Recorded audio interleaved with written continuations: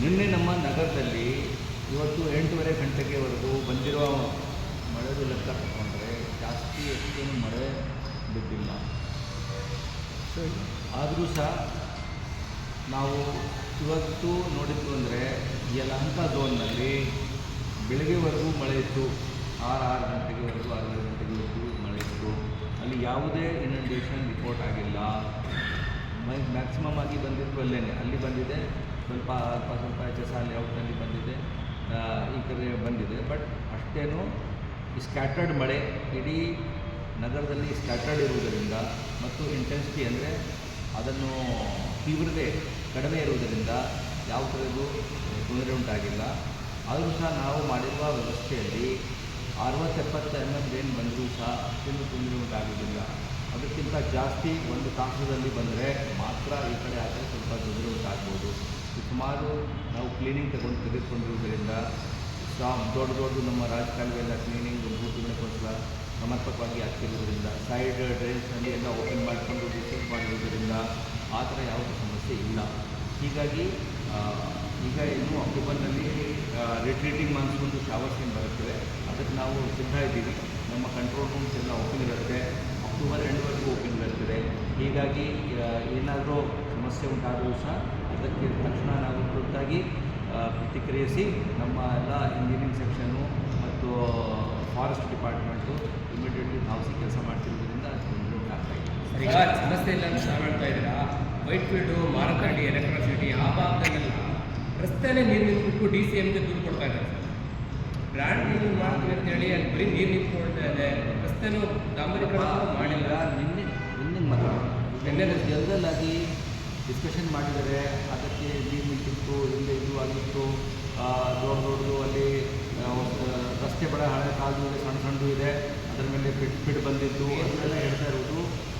ಇದು ಹಳೆಯ ಕಾಲದ್ದು ಬೇರೆ ಮಾಹಿತಿ ಆಧಾರದ ಮೇಲೆ ಹೇಳ್ತಾ ಇದ್ದೀವಿ. ನಿನ್ನೆ ಮಳೆ HSR ಲೇಔಟ್ನಲ್ಲಿ, ಗೋಮನಹಳ್ಳಿಯಲ್ಲಿ, ವೈಟ್ಫೀಲ್ಡ್ ಏರಿಯಾದಲ್ಲಿ ಇದು ಆಗಿದ್ದು ನಿಜ. ಮತ್ತು ಆ ಇಂಟೆನ್ಸಿಟಿಗೆ ತಕ್ಕ ಅದು ಹೆಚ್ಚು ತೊಂದರೆ ಉಂಟಾಗಿಲ್ಲ. ಹೀಗಾಗಿ ಜಾಸ್ತಿ ಸಮಸ್ಯೆ ಉಂಟಾಗಿಲ್ಲ. ಅವರು ದೂರು ಕೊಟ್ಟಿದ್ದಾರೆ, ಅದು ನೋಡೋಣ ಯಾವುದು ಕೂಡ. ಈಗ ಜಯನಗರದಲ್ಲಿ ಕಾರ್ಯಾಚರಣೆ ಮಾಡಿದ್ರು. ಇಂಜಿನಿಯರ್ನ ನೇಮಕ ಮಾಡ್ತೀವಿ ನೀರು ಇಲ್ಲದೆ ಇರೋ ಥರ ಮಾಡೋದಕ್ಕೆ ಅಧಿಕಾರಿನ ರಸ್ತೆಗೊಂದು ಈಗಾಗಲೇ ಇವತ್ತು ಅಲ್ಲ, ನಮ್ಮ ಮುಖ್ಯ ಕಾರ್ಯದರ್ಶಿಯವರು ಸಭೆ ನಡೆಸಿ ಅವರು ನಿರ್ದೇಶನ ಕೊಟ್ಟಿದ್ದರು. ನಾವು ಆ ಪ್ರಕಾರ ಪ್ರತಿ ವಾರ್ಡ್ನಲ್ಲಿ ಒಬ್ಬೊಬ್ಬ ನೋಡಲ್ ಆಫೀಸರ್ ಮಾಡಿಕೊಂಡು ಅವೆಲ್ಲ ಸರ್ವೆ ನಡೆಸಿ ಎಲ್ಲಿ ರೀಸಿಲ್ಟಿಂಗ್ ಆಗಿಲ್ಲ, ಅಲ್ಲಿಂದ ತೊಂದರೆ ಉಂಟಾಗ್ಬೋದು ಅಂತ ಗುರುತು ಮಾಡಿಕೊಂಡು ಆ ಎಲ್ಲ ಡಿಸ್ಟ್ರಿಕ್ಟಿಂಗ್ ಮಾಡಿಬಿಟ್ಟಿದ್ದೇವೆ. ಹೀಗಾಗಿ ಈಗ ಏನಾಗ್ತದೆ, ಸೆಕೆಂಡ್ ರೌಂಡ್ನಲ್ಲಿ 3ನೇ ರೌಂಡ್ನಲ್ಲಿ ಮಳೆ ಬಂದಾಗ ಕೆಲವು ಬಟ್ಟೆ ಇತ್ಯಾದಿ ಏನು ಪ್ಲಾಸ್ಟಿಕ್ ಇತ್ಯಾದಿ ಬಂದು ಸ್ವಲ್ಪ ಅವರುದ್ದು ಮಾಡ್ತದೆ. ಬಟ್ ಅದನ್ನು ಕೂಡ ನಿರಂತರವಾಗಿ ನಾವು ಕ್ಲೀನಿಂಗ್ ಮಾಡ್ತಿರೋದ್ರಿಂದ ಅಷ್ಟೇನು ಸಮಸ್ಯೆ ಉಂಟಾಗಿಲ್ಲ. ಸರ್, ಈಗ ಮರ ತೆರವು ಕಾರ್ಯಾಚರಣೆ ಮಾಡಿದ್ವಿ ಜಯನಗರಲ್ಲಿ. ಬಟ್ ಫೋರ್ತ್ ಬ್ಲಾಕಲ್ಲಿ ರಾತ್ರಿನೂ ಮರ ಬಿದ್ದಿದೆ ಸರ್, ಫುಟ್ಪಾತ್ ಮೇಲೆಲ್ಲ. ಮತ್ತು 10 ದಿನ ಡ್ರೈವ್ ಮಾಡ್ತೀವಿ ಅಂತ ಹೇಳಿದ್ರಿ ಮರ ತೆರವು ಕಾರ್ಯಾಚರಣೆ. ಏನಾಗಿದೆ, ಎಷ್ಟು ಮರ ತೆರವಾಗಿದೆ? ಅಲ್ಲ, ಆ ಮರ ಇನ್ನೂ ನಡೀತಾನೆ ಇದೆ. ಈಗ ನಾವು ಕಾರ್ಯಾಚರಣೆ ಪ್ರಾರಂಭ ಮಾಡಿ ಇನ್ನೂ ಕಾರ್ಯಾಚರಣೆ ನಡೀತಾನೆ ಇದೆ. ಈಗಾಗಲೇ ನಾವು ತಮಗೆ ಹೇಳಿದ ಹಾಗೆ 500ಕ್ಕಿಂತ ಜಾಸ್ತಿ ನಾವು ಆಗಲೇ ಮರಗಳು ಮತ್ತು ಟೊಂಗೆಗಳು 400 ಎಷ್ಟು ಹಿಂದೆಯೇ ತೆಗೆದಿದ್ದೇವೆ. ಈಗ ಕೂಡ ಸುಮಾರು ಕಡೆಗೆ ಮರದಿಂದಕ್ಕಿಂತ ಜಾಸ್ತಿ ನಾವು ಒಣಗಿರುವ ಟೊಂಗೆಗಳನ್ನು ಮಾತ್ರ ಜಾಸ್ತಿ ಕಟ್ ಮಾಡ್ತಾ ಇದ್ದೇವೆ. ಮರಗಳು ಅಂದರೆ ಭಾಳ ಡೆಡ್ ಆ್ಯಂಡ್ ಡೇಂಜರಸ್ ಇದ್ದರೆ ಮಾತ್ರ, ಅಪಾಯಕರಾದ ಪರಿಸ್ಥಿತಿಯಲ್ಲಿ ನಿಂತಿದೆ ಅಂತ ಮಾತ್ರನೇ ಕಟ್ ಮಾಡ್ತೀವಿ. ಹಸಿರು ಕಾಣ್ತಕ್ಕಂಥ ಮರಗಳಲ್ಲಿಯೂ ಕೂಡ ಕೆಲವು ಟೊಂಗೆಗಳು ಈಗ ಒಣಗಿವೆ, ಅಷ್ಟು ಮಾತ್ರ ನಾವು ತೆಗಿತಾ ಇದ್ದೀವಿ. ಅದು ಕಾರ್ಯಾಚರಣೆ ಈಗಲೂ ನಡೀತಾ ಇದೆ. ಮತ್ತು ಮರ ಬೀಳಲ್ಲ ಅಂತ ಹೇಳಲ್ಲ ನಾವು. ನೀವೆಲ್ಲ ಮಾಡ್ತಾಯಿದ್ದೀರಿ, ಯಾಕೆ ಮರ ಬೀಳ್ತಾ ಇದೆ ಅಂತ ಹೇಳೋದು, ಮತ್ತು ಎಲ್ಲ ಪಾಟೋಲ್ ಆಗ್ತಾ ಇರೋದು ಇನ್ನೊಂದು ಪಾಟೋಲ್ ಬಂದಿದೆ ಅಂತ ಹೇಳೋದು ಕರೆಕ್ಟ್. ನಾವು ಎಷ್ಟು ಕೆಲಸ ಮಾಡಿದರೂ ಸಹ ನಮಗೆ ಆಕಸ್ಮಿಕವಾಗಿ ಅಲ್ಲಿ ಏನು ಬೀಳುತ್ತೆ ಅಂತ ಹೇಳೋಕ್ಕಾಗಲ್ಲ. ಅದು ಮರನೂ ಬರುತ್ತದೆ. ಬಟ್ ಎಷ್ಟು ನಾವು ತ್ವರಿತವಾಗಿ ಅದಕ್ಕೆ ತಕ್ಕ ಪ್ರತಿಕ್ರಿಯೆ ನೀಡ್ತೀವಿ ಅದೇ ಮುಖ್ಯ. ಅದಕ್ಕೆ ನಮಗೆ ಕಾನ್ಫಿಡೆನ್ಸ್ ಇದೆ. ನಾವು ಸುಮಾರು ಈ ಥರ ದೂರ ಬಂದರೆ ತಕ್ಷಣ ಅಲ್ಲಿಗೆ ಧಾವಿಸಿನೇ ಕೆಲಸ ಮಾಡ್ತಿರೋದರಿಂದ ಜನರಿಗೆ ತಾವು ಕೇಳಿ ಈಗ ಎಷ್ಟು ಮಟ್ಟಕ್ಕೆ ಸಮಸ್ಯೆ ಪಡೆದಿರುವುದು ಅವ್ರು ತಂದು ತಿಳಿಸ್ತಾರೆ. ಸರ್, ಈಗ ಗೇಟ್ ವರದಿ ಕೊಟ್ಟಿದ್ದಾರೆ, ಏನು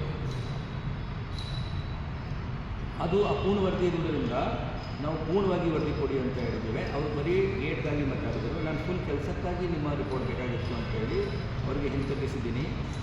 ಅದರಲ್ಲಿ ಬರೀ ಗೇಟ್ ಹೇಗೆ ಬಿದ್ದಿದೆ ಮಾತ್ರ ವಿಚಾರ ಮಾತ್ರ ಇತ್ತು. ನಾವು ತಮಗೆ ಹಿಂದೆಯೂ ತಿಳಿಸಿದ್ದೀವಿ, ನಾವು ಪೂರ್ಣ ವರ್ಕ್ 51 ಲಕ್ಷಕ್ಕೇನಾಗಿದೆ ಅದಕ್ಕೆ ಗುಣಮಟ್ಟ ಏನಿದೆ ಅದು ನಮಗೆ ಬೇಕು. ಈ ಗೇಟ್ ಬಿದ್ದಿದೆ, ಅದು ಗೇಟ್ ಸರಿಯಾಗ್ಬೋದು, ಬಟ್ ಬೇರೆ ಹೀಗಾಗಿ ನಾವು ಎಲ್ಲ ಅದನ್ನು ಇನ್ನೊಮ್ಮೆ ವರದಿ ಕರೆಕ್ಟಾಗಿ ಎಲ್ಲ ಕೆಲಸ ಸರಿ ಇದೆ ಅಥವಾ ಇಲ್ಲ ದೃಢೀಕರಣ ಮಾಡ್ಕೊಂಡು ಕೊಡಬೇಕು ಅಂತ ಕೇಳ್ತೀವಿ. ಗೇಟ್ ಹೇಗೆ ಬಿತ್ತು ಅಂತ ಹೇಳಿದ್ದಾರೆ ಸರ್. ಗೇಟ್ ಹೇಗೆ ಬಿತ್ತು ಅಂತ ಹೇಳ್ತಿದ್ದಾರೆ. ಗೇಟಿನ ಬಗ್ಗೆ ಏನಿದೆ? ಗೇಟಿನ ಬಗ್ಗೆ ಇದೆ. ಗೇಟಿನ ಬಗ್ಗೆ ಏನಿದೆ, ಒಂದು ತೂಕ ಅತಿ ಹೆಚ್ಚಿತ್ತು.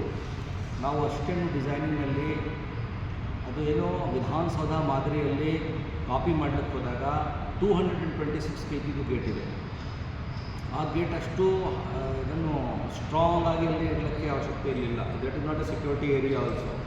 ಹೀಗಾಗಿ ಒಂದು ಏನು ಕೊಟ್ಟಿದ್ದಾರೆ, ಮುಂದೆ ಈ ಥರ ಲೈಟ್ ಸ್ಟ್ರಕ್ಚರ್ ಇರಬೇಕು ಅಂತ.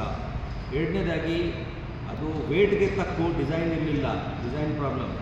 ಆ ಹಿಂಜ್ ಏನಿದೆ ಅಷ್ಟು ಯಾವಾಗಲೂ ಅಷ್ಟು 226 kgಗೆ ಅಷ್ಟು ಸಣ್ಣ ಸಣ್ಣ ಹಿಂಜ್ ಮಾಡೋದು ಸರಿ ಇರಲಿಲ್ಲ. ಮೂರನೇದಾಗಿ ಮೋಸ್ಟ್ ಪ್ರಮುಖವಾಗಿ ಅದು ವೆಲ್ಡ್ ಮಾಡಿದಾಗ ಅದು ಭಾಳ ಕೆಟ್ಟಾಗಿ ವೆಲ್ಡ್ ಮಾಡಿದ್ದಾರೆ. ಅದಕ್ಕೆ ಅವರು ನಾನ್ ಡಿಸ್ಟ್ರಕ್ಟಿವ್ ಟೆಕ್ನಿಕ್ನಲ್ಲಿ ಚೆಕ್ ಮಾಡಿಸಿದ್ದಾರೆ. ಆ ರಿಪೋರ್ಟ್ ಪ್ರಕಾರ ವೆಲ್ಡಿಂಗ್ ಸರಿ ಇಲ್ಲ. ಅದರಲ್ಲಿ ಒಂದು ಗ್ಯಾಪ್ ಇತ್ತು ಬಿಟ್ವೀನ್ ಹಿಂಜ್ ಆ್ಯಂಡ್ ಗೇಟ್. ಅದಕ್ಕೆ ಇನ್ನೊಂದು ವೆಲ್ಡ್ ಮಾಡಲಿಕ್ಕೆ ಹೋಗಿ ಇನ್ನೊಂದು ಬೇರೆ ಸ್ಟ್ರಿಪ್ಪು ವೆಲ್ಡ್ ಮಾಡಿದ್ದಾರೆ. ಅವೆಲ್ಲ ವೆಲ್ಡಿಂಗ್ ಏನಿದೆ ಕರೆಕ್ಟಾಗಿ ಆಗಿಲ್ಲ. ಒಂದು ಪಾಯಿಂಟ್ ಆ ಥರ ವೆಲ್ಡಿಂಗ್ ಯಾವಾಗಲೂ ನಾವು ಮಾಡ್ತೀವಿ, ಅಲ್ಲಿ ಒಂದು ರಸ್ಟಿಂಗ್ ಆಗಲಿಕ್ಕೆ ಯಾವಾಗಲೂ ಕಾರಣ ಇರುತ್ತೆ. ಅದನ್ನು ಹೀಗಾಗಿ ಅವರು ಕೆಲಸನೇ ಸರಿಯಾಗಿ ಮಾಡಿರಲಿಲ್ಲ. ರಸ್ಟ್ ಆಗೋದು ಬೇರೆ ವಿಚಾರ. ಫಸ್ಟು ಕೆಲಸ ಒಳಗೆ ಒಂದು